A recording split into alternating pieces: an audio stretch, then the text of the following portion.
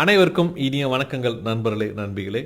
இன்றைக்கி நம்ம 2 விஷயங்களை பற்றி ரொம்ப டீட்டெயிலாக பார்க்க போகிறோம். தயவு செஞ்சு வீடியோவை ஸ்கிப் பண்ணாமல் தொடர்ச்சியாக கடைசி வரைக்கும் பாருங்கள்.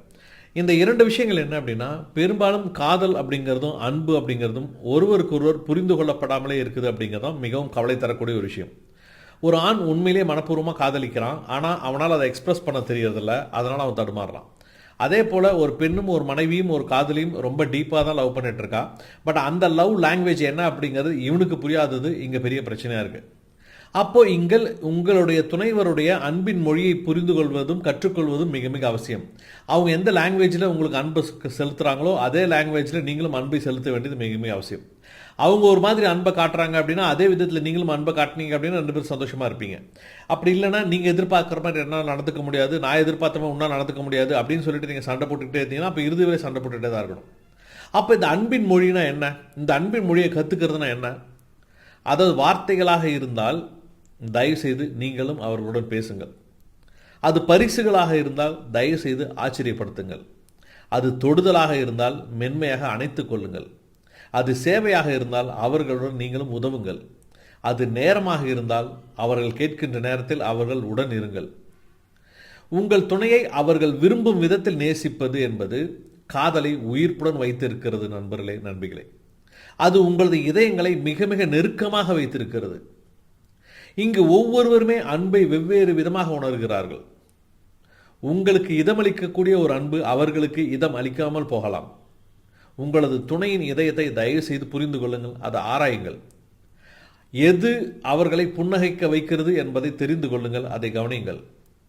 ஒரு விஷயம் சரியான மொழியில் கொடுக்கப்படும் போது மட்டுமே அங்கு அன்பும் காதலும் வளர்கிறது என்பதை புரிந்து கொள்ளுங்கள் நண்பர்களே நண்பிகளே. அதாவது எந்த ஒரு விஷயம் அவர்களை நேசிக்கப்படுவதாக உணர வைக்கிறது என்பதை அவர்களிடமே கேட்டு தெரிந்து கொள்ளுங்கள். நீங்களே முடிவு பண்ணாதீங்க, இதெல்லாம் பண்ணால் அவங்க ரொம்ப காதலோடு இருப்பாங்க, இதெல்லாம் பண்ணால் அவங்க ரொம்ப அன்போடு இருப்பாங்க அப்படின்னு சொல்லிட்டு நீங்களா முடிவு பண்ணாமல் அவங்ககிட்ட கேட்டு அவங்களுடைய பதில் மிக மிக முக்கியமானது அப்படிங்கிறத நீங்கள் புரிஞ்சுக்கோங்க. ஏன்னா அப்படி நீங்கள் புரிஞ்சுக்கிட்டீங்க அப்படின்னா அது உங்களுடைய அன்பிற்கு சரியான வழியை காட்டும். எந்த விதத்தில் நீங்கள் அன்பை காட்ட வேண்டும் அப்படிங்கிறத உங்களுக்கு புரிய வைக்கும். அவர்கள் புரிந்து கொள்ளப்பட்டதாக உணரும் போது பாதுகாப்பாக உணர்கிறார்கள். நல்லா யோசிச்சு பாருங்க. அவர்கள் புரிந்து கொள்ளப்பட்டதாக உணரும் போது பாதுகாப்பாக உணர்கிறார்கள். நண்பர்களே, பாதுகாப்பும் நம்பிக்கையும் நெருக்கத்தை உருவாக்குகிறது. ஒரு கணவன் மனைவிக்குள்ளாரையோ ஒரு காதலன் காதலிக்குள்ளாரையோ எது நெருக்கத்தை உருவாக்குகிறது அப்படின்னு சொல்லி கேட்டீங்க அப்படின்னா பாதுகாப்பும் நம்பிக்கையும் மட்டும்தான். அதை உணர்ந்தால் அவர்கள் மிக மிக சந்தோஷமாக இருப்பார்கள். அப்போ ஒருவருடைய அன்பின் மொழியை நீங்கள் பயிற்சி செய்து கொள்ளுங்கள். தினசரி அவங்க அதை தான் விரும்புகிறாங்க அப்படின்னா அதை கொடுக்கறதுக்கு நீங்கள் பயிற்சி பண்ணுங்கள், அதை கொடுக்கறதுக்கு நீங்கள் ப்ராக்டிஸ் பண்ணுங்கள். ஏன்னா இங்கே காதல் அப்படிங்கிறதும் அன்புங்கிறதும் மிகப்பெரிய விஷயங்களை செய்கிறது அல்ல நண்பர்களே. சிறிய சிறிய விஷயங்களே அதிக அதிக முக்கியத்துவம் வாய்ந்தவை அப்படிங்கிறத புரிஞ்சுக்கோங்க. பெரிய பெரிய விஷயங்கள் நீங்கள் பண்ணணும் யோசிச்சுட்டு இருக்கிறத விட நீங்கள் செய்யக்கூடிய சின்ன சின்ன செயல்கள் அவர்களுக்கு ரொம்ப சந்தோஷத்தை கொடுக்கும், அவர்களுக்கு ஒரு ஆச்சரியத்தை கொடுக்கும், அவர்களுக்கு உங்களுடைய காதலை புரிய வைக்கும். அப்போ இந்த தொடர்ச்சியான செயல்கள் மட்டும்தான் உங்களுக்குள் இருக்கக்கூடிய பிணைப்பை வளர்க்கிறது, உங்களுக்குள் இருக்கின்ற நெருக்கத்தை வளர்க்கிறது. அதாவது நான் மீண்டும் மீண்டும் உங்ககிட்ட தான் வருவேன், நான் மீண்டும் மீண்டும் உன்னை தான் காதலிக்கிறேன், மீண்டும் மீண்டும் நீ தான் வேணும் அப்படின்னு நீங்கள் சொல்கிறீங்கள, அதுதான் மிக மிக முக்கியமானது. இந்த மாதிரியான தினசரி விஷயங்கள் தான் ஒரு திருமண பந்தத்தில் தீப்பொறியை ஒளிரச் செய்கிறது. ஒரு காதலுக்கு இந்த தீப்பொறி அப்படிங்கிறது மிக மிக அவசியமானது. அப்போ நல்லா புரிஞ்சுக்க வேண்டியது, அன்பு என்பது யூகம் செய்வதல்ல, அது கற்றுக்கொள்வது. அவர்களுடைய மொழியை நீங்கள் கற்றுக்கொள்வது, அந்த மொழியில் நீங்கள் திரும்ப பேசுவது. இந்த மாதிரி நீங்கள் பேச ஆரம்பிக்கும் போது தான் அங்கே இருக்கக்கூடிய நேசம் அதிகமாகுது. அவர்களுடைய அன்பின் மொழியில் நீங்கள் பேசும்போது அவர்களுடைய இதயத்தில் மிக மிக ஆழமாக உங்களால் சென்றடைய முடியும். அப்போ நல்லா புரிஞ்சுக்கோங்க, இதுதான் அன்பின் மொழி. அப்போது அடுத்து நம்ம பார்க்க போகிறது என்ன அப்படின்னா, இவ்வளோ அன்போட ஒருத்தரோட நம்ம இருக்கணும் அப்படின்னா, இவ்வளோ காதலோட ஒருத்தரோட நம்ம இருக்கணும், அப்போ எப்படிப்பட்ட நபரை நான் திருமணம் செய்து கொள்ள வேண்டும், எப்படிப்பட்ட ஒரு மனிதனை நான் திருமணம் செய்து கொள்ள வேண்டும் அப்படிங்கிறது தான் இங்கே இருக்கக்கூடிய சகோதரிகளுக்கான மிகப்பெரிய ஒரு கேள்வி. சில பாயிண்ட்ஸ் நான் உங்களுக்கு சொல்கிறேன். அப்படிப்பட்ட ஒருவரை நீங்கள் திருமணம் செய்து கொள்ளும்போது கண்டிப்பாக உங்களது வாழ்க்கை சந்தோஷமாக இருக்கும் அப்படிங்கிறத புரிஞ்சுக்கோங்க. முதல் பாயிண்ட் என்ன அப்படின்னா, பணம் கொடுத்து, அதாவது விலை கொடுத்து ஒரு மணமகளையோ ஒரு பெண்ணையோ அல்லது அவளது மனதையோ வாங்கிவிட முடியாது, அது சாத்தியமே அல்ல என்பதை அறிந்து கொள்ளும் அளவிற்கு பொது புத்தி உள்ளவர்களை நீங்கள் திருமணம் செய்து கொள்ள வேண்டும். காசு கொடுத்தா எல்லாமே கிடைச்சிரும், பரிசு பொருட்கள் கிடைச்சா அவள் காதலிச்சிருவா, பரிசு பொருட்கள் கொடுத்தா அவள் பார்த்தீங்கன்னா நம்மள சந்தோஷம் வச்சுக்கோ அப்படின்லாம் நினைக்காம, பணம் அப்படிங்கிறது சந்தோஷத்தை கொடுக்குமே தவிர நிம்மதியை கொடுக்காது அப்படின்னு புரிஞ்சுக்க கூட ஒருவரை நீங்கள் திருமணம் செய்து கொண்டால் நீங்கள் மகிழ்ச்சியாக இருப்பீர்கள். இரண்டாவது, உங்களை கல்யாணம் பண்ணிக்கிறதுனால அவர் பெருசாக தியாகமெல்லாம் பண்ணிடல அப்படிங்கிறத புரிஞ்சுக்கிற அளவுக்கு பொது புத்தி உள்ள ஒருவரை நீங்கள் திருமணம் செய்து கொள்ள வேண்டும் தோழியரே. அதாவது ஒரு சிலர்லாம் சொல்லுவாங்க, நீ ஏற்கனவே லவ் பண்ணியிருக்கேன்னு தெரிஞ்சு நான் உன்னை கல்யாணம் பண்ணிக்கிட்டேன், நீ கொஞ்சம் கருப்பாக இருக்குன்னு தெரிஞ்சு நான் உன்னை கல்யாணம் பண்ணிக்கிட்டேன், நீ கொஞ்சம் குள்ளமாக இருக்குன்னு தெரிஞ்சு நான் கல்யாணம் பண்ணிக்கிட்டேன், உங்கள்கிட்ட பணம் இல்லைன்னு தெரிஞ்சு நான் உன்னை கல்யாணம் பண்ணிக்கிட்டேன். இது மூலம் பெருசாக தியாகம் பண்ண மாதிரி உங்ககிட்ட பேசுகிறாங்களே, அந்த மாதிரி பேசுகிறவங்ககிட்ட தயவு செஞ்சு உஷாராக இருங்க. அவங்கள நீங்கள் கல்யாணம் பண்ணிக்கவே பண்ணிக்காதீங்க. அந்த மாதிரி இருக்காங்கன்னு தெரிஞ்சுன்னா அவங்ககிட்ட விலகி நிற்கிறது மிக மிக அவசியம். அதே போல் உங்களுக்கு எப்போனா உடம்பு சரியில்லை அப்படின்னா அப்போது உங்களுக்கு மனநிலை மாற்றங்கள் ஏற்பட வாய்ப்புள்ளது அப்படிங்கிறத புரிஞ்சுக்கிற ஒருத்தரை நீங்கள் கல்யாணம் பண்ணிக்கணும்.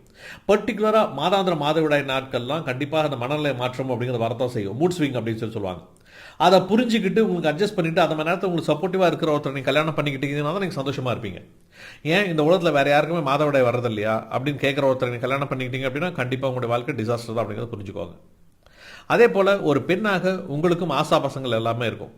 சில நேரங்களில் அவர் கேட்கின்ற உடல் உறவுக்கு உங்களோட உடல் ஒத்து போகாது, உங்களது மனம் ஒத்து போகாது.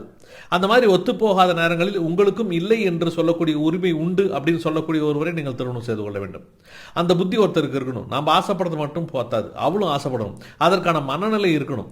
அந்த நல்ல மனநிலையில் இருக்கும்போது தான் இருவரும் சந்தோஷமாக இருக்க முடியும் அப்படிங்கிற ஒருத்தரை புரிஞ்சுக்கிட்டாங்க அப்படின்னா அவரை நீங்கள் திருமணம் செய்து கொள்ள வேண்டும். அப்போ தான் நீங்கள் ரொம்ப ரொம்ப சந்தோஷமாக இருப்பீங்க. மிக மிக முக்கியமான இந்த பாயிண்ட்டை மிஸ் பண்ணிடாதீங்க. என்ன அப்படின்னா, பிரசவத்திற்கு பிறகு உங்களோட வயிறு கொஞ்சம் பெருசாகிடும், ஸ்ட்ரெச் மார்க்ஸ் எல்லாம் வந்துடும், மார்பகங்கள் கொஞ்சம் தொய்வடைஞ்சிரும். அதாவது ஏற்கனவே இருந்த உடல்வாகு இப்போ இருக்காது அப்படிங்கிறத புரிஞ்சுக்கிட்டு அதை அக்செப்ட் பண்ணிக்கக்கூடிய ஒருவரை நீங்கள் திருமணம் செய்து கொள்ள வேண்டும். எப்போ பார்த்தாலும் அடுத்தவங்களோட ஒப்பிட்டு பேசவே கூடாது. உங்களை ஏன் அவங்களுக்கெல்லாம் குழந்தை பிறக்கலையா, அவங்களாம் நல்லா இல்லையா அப்படின்னு சொல்லிட்டு ஒருத்தவங்களோட உடல்வாகு ஒருத்தவங்க மாதிரி இருக்காது அப்படிங்கிறத ஒரு ஆம்பளை புரிஞ்சுக்கணும். அப்படி புரிஞ்சுக்கிட்ட ஒருத்தராக இருந்தார் அப்படின்னா, அதை உங்களுக்கு புரிஞ்சுக்கிட்டு உங்களுக்கு சப்போர்ட்டிவாக இருக்கிறார் அப்படின்னா கண்டிப்பாக உங்களுடைய வாழ்க்கை மிக மிக சந்தோஷமாக இருக்கும்.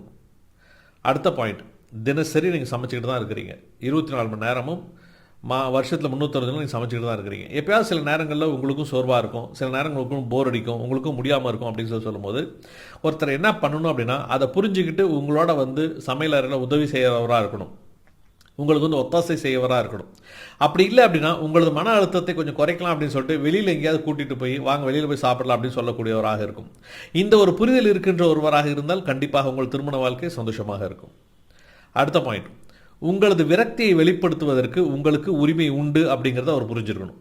அவரும் ஒரு கருத்தை சொல்கிறாரு, அந்த கருத்து உங்களுக்கு பிடிக்கலை, அந்த கருத்தை நீங்கள் மறுத்து சொல்லும் போது அதற்கான மறுப்பதற்கான ஒரு உரிமை உங்களுக்கு உண்டு அப்படிங்கிறத புரிஞ்சுக்கிறவா இருக்கணும். அவர் சொல்கிறது எல்லாத்துக்குமே நீங்கள் தலையாட்டிட்டுலாம் இருக்கக்கூடாது. உங்களுக்கும் சில உரிமைகள் இருக்குது அப்படிங்கிறத புரிஞ்சுக்கிறவராக இருந்தீங்க அப்படின்னா நீங்கள் ரொம்ப ரொம்ப சந்தோஷமாக இருப்பீங்க. அதே போல் மன்னிப்பு கேட்பது, அதாவது இங்கே யாருமே தெரிஞ்செல்லாம் தப்பு பண்ணிடுறதில்ல, தெரியாமல் தப்பு பண்ணுறது அப்படிங்கிற சகஜம்தான். அந்த மாதிரி ஒரு தப்பு பண்ணும்போது மன்னிச்சுக்கோ அப்படின்னு சொல்லக்கூடிய ஒருவராக இருந்தால் கண்டிப்பாக நீங்கள் திருமணம் செய்து கொள்வீர்கள். எந்த விதமான ஈகோவும் இல்லாமல், தான் அப்படிங்கிற அகங்காரம் இல்லாமல், ஆண் அப்படிங்கிற அதிகாரமெல்லாம் பயன்படுத்தாமல் மன்னிச்சுக்கோ அப்படின்னு சொல்லிட்டு முழு மனசோட சொல்லக்கூடிய ஒருவர் கண்டிப்பாக உங்களுக்கு பொருத்தமானவராக இருப்பார். அப்படி இருந்தார் அப்படின்னா கண்டிப்பாக உங்கள் திருமண வாழ்க்கை ரொம்ப ரொம்ப சந்தோஷமாக இருக்கும். ரொம்ப ரொம்ப முக்கியமான இந்த பாயிண்ட், ஒரு பெண்ணை அடிப்பது மனித குலத்திற்கு எதிரான ஒரு குற்றம் அப்படிங்கிறத புரிஞ்சுக்கிறவராக இருந்தார் அப்படின்னா நீங்கள் ரொம்ப ஹாப்பியாக இருப்பீங்க, உங்களை அவர் அடிக்கவே மாட்டார். இங்கே திருமணம் பண்ணிக்கிட்டு ஒரு பெண்ணை அடிக்கிறது அப்படிங்கிற ரொம்ப சாதாரண விஷயம் பார்க்கப்படும் போது ஒரு பெண்ணை கை நீட்டி அடிக்கிறதெல்லாம் தப்பு, அந்த மாதிரி பண்ணவே கூடாது அப்படிங்கிற பொது புத்தி இருக்கிறவராக இருந்தார் அப்படின்னா கண்டிப்பாக நீங்கள் மிக மிக சந்தோஷமாக இருப்பீர்கள். கடைசியாக இறுதியாக மிக மிக முக்கியமான ஒரு விஷயத்தை சொல்லி முடிக்கிறேன். சகோதரிகளே, உங்களது உடலை மட்டுமல்ல உங்கள் மனதையும் நேசிக்கும் ஒருவரை நீங்கள் மணந்து கொள்ளுங்கள். உங்கள் உடலை தொடாமலேயே உங்களுடன் பேசுவதை ரசிக்கக்கூடிய ஒருவரை நீங்கள் திருமணம் செய்து கொண்டால் நீங்கள் மிக மிக சந்தோஷமாக இருப்பீர்கள். ஏன்னா உங்களை தொடாமையே ஒருத்தரால் பேசவே முடியாது அப்படின்னா அவர் உங்ககிட்ட வேற ஏதோ விஷயத்தை எதிர்பார்க்கிறார் அப்படிங்கிறத புரிஞ்சுக்கோங்க. தூரத்தில் இருந்தும் கூட உங்களை ரசிக்கக்கூடிய ஒருவராக இருந்தால் நீங்கள் மிக மிக சந்தோஷமாக இருப்பீர்கள். அப்போ தோழிகளை, திருமணம் அப்படிங்கிறது இருவருக்குமானது, நன்றாக புரிந்து கொள்ளுங்கள், அதை அவருக்கும் புரிய வையுங்கள். கல்யாணம் அப்படிங்கிற 2 பேர் மனசு சம்மந்தப்பட்டது, 2 பேர் உடல் சம்மந்தப்பட்டது, 2 பேர் வாழ்க்கை சம்மந்தப்பட்டது. இங்கே ஒருத்தர் மட்டுமே டாமினேட் பண்ணி இன்னொருத்தர் அதை ஃபாலோ பண்ணிட்டுலாம் இருக்க முடியாது அப்படிங்கிறத அவருக்கு நீங்கள் புரிய வைங்க. ஸோ இந்த விஷயங்கள் உங்களுக்கு புரிய வச்சிங்க அப்படின்னா கண்டிப்பாக இந்த மாதிரி இருக்கக்கூடிய ஒருத்தர் நீங்கள் திருமணம் செய்துக்கிறீங்க அப்படின்னா ரொம்ப ரொம்ப சந்தோஷமாக இருப்பீங்க. அதே போல் ஆரம்பத்தில் சொன்ன மாதிரி காதலின் மொழியை புரிந்து கொள்ளுங்கள், அன்பின் மொழியை புரிந்து கொள்ளுங்கள். அந்த மாதிரி இருவரும் அந்த மொழியை புரிஞ்சுக்கிட்டீங்க அப்படின்னா அவர்களுக்கான மொழியிலேயே, அவர்களுக்கான காதல் மொழியிலேயே நீங்கள் பதில் சொல்லும்போது கண்டிப்பாக நீங்கள் சந்தோஷமாக இருப்பீங்க. ஸோ இந்த விஷயங்களோட இந்த வீடியோ வந்து நிறைவு பெறுது. இது உங்களுக்கு ரொம்ப பிடிச்சிருக்கும்னு நினைக்கிறேன். பிடிச்சிருந்தது அப்படின்னா அந்த சேனலை சப்ஸ்கிரைப் பண்ணிக்கோங்க. இந்த வீடியோவை லைக் பண்ணுங்கள், ஏதாவது கமெண்ட் பண்ணுங்கள், உங்களோட நண்பர்களும் ஷேர் பண்ணுங்கள், அவர்களும் வந்து கேட்கட்டும். உங்கள் அனைவருக்கும் எனது வாழ்த்துக்கள், வணக்கங்களும். மீண்டும் அடுத்த நல்ல வீடியோவில் சந்திக்கிறேன் நண்பர்களே.